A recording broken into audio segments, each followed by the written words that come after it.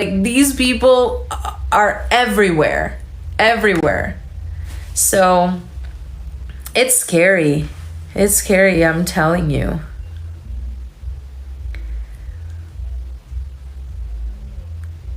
Democrats are killing America. They really are.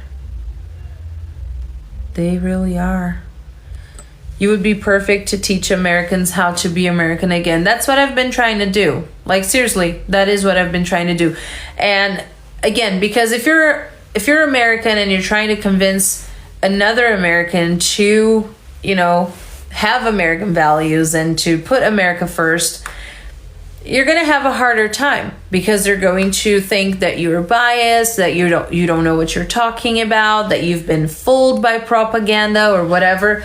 But when they hear it from someone who's spent most of their lives in a different country, they know that I have a different perspective, and I bring these facts to the table. Like, I say, hey,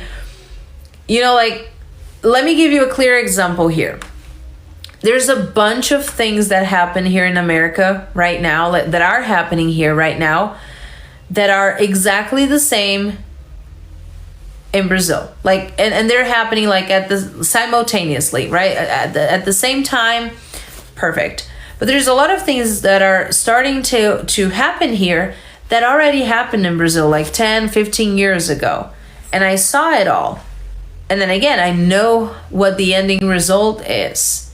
And it's not nice, it's not cool. So I can sit here and tell you, hey, if you keep supporting this and this is what's going to happen, right? This is the final results. So just like how the United States has so much, our crime is so much higher.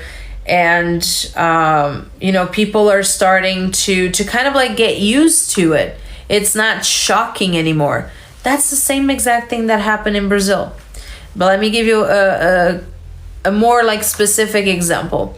When Xi Jinping, he came to San Francisco, right? So all of a sudden, San Francisco is this beautiful city with no human feces, with no homeless people. They make sure that it looks really nice, so they're able to receive Xi Jinping, right? So they want to make it look good for this dictator, which is insane to me, right? And then I compare it to Brazil during the World Cup a few years ago. The World Cup happened in Brazil, and we were all like, oh my gosh, like, in Rio de Janeiro, how are you going to make it happen? Like, we literally in Rio, like if I'm wearing this in Rio de Janeiro, they're going to take this off of my ear like in a second. They don't even care if it's made out of gold or not. They're just going to rob you no matter what you're wearing, and some of them will just kill you for nothing. Like, literally for nothing. So we're like, how are we going to receive like millions of people, to watch the World Cup and to do all that? But they managed to do that so well, just like they did in San Francisco. All of a sudden, wow, Rio is this perfect place. They literally just talked to Comando Vermelho, PCC, like all of these cartels, and they were like, okay, here's a set of rules, like, help me out here and I'll help you out there. Let's do this. And that's when you know your government is really involved in everything bad that's happening in the country. They made Rio like the safest place in the world for a month. And then you ask yourself, like, how did they do that? It's the same thing with San Francisco. Like, it was overnight. Yesterday I could smell poop here, and now I'm smelling flowers.